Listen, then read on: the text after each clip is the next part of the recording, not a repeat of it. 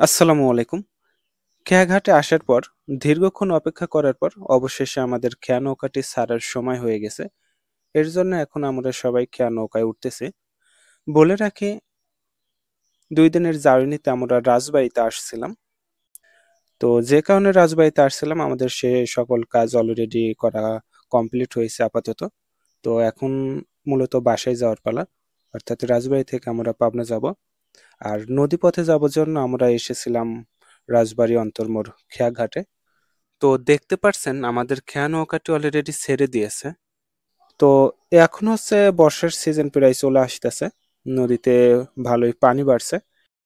নদীর স্রোত, বাতাসের যে গতিবেগ, তাতে খেয়া নৌকাটি ভালোই এদিক ওদিক দুলতেছিল। হালকা দুললে ভালোই লাগে, কিন্তু বেশি যখন দোলে তখন বিষয়টা ভয়ের কারণ হয়ে দাঁড়ায়। তো দেখতে পারছেন এখানকার চারপাশের পরিবেশ মাশাআল্লাহ অনেক সুন্দর। বিকেলের টাইম ছিল। পরিবেশটা আসলেই উপভোগ করার মতো ছিল।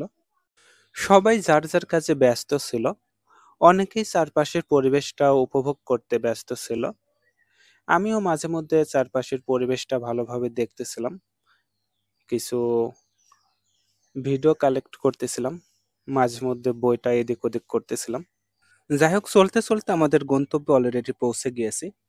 এখানকার নাম কাশিমবাজার পাকার মাথা। আর এখান থেকে আমাদের পরবর্তী গন্তব্য আমাদের প্রত্যেকের বাড়ি। যাই হোক, ভিডিওটি এখন শেষ করব। কোনো ভুলভ্রান্তি হলে অবশ্যই ক্ষমা সুন্দর দৃষ্টিতে দেখবেন। ভিডিওটি ভালো লাগলে লাইক, কমেন্ট, শেয়ার করে পাশে থাকবেন। খোদা হাফেজ।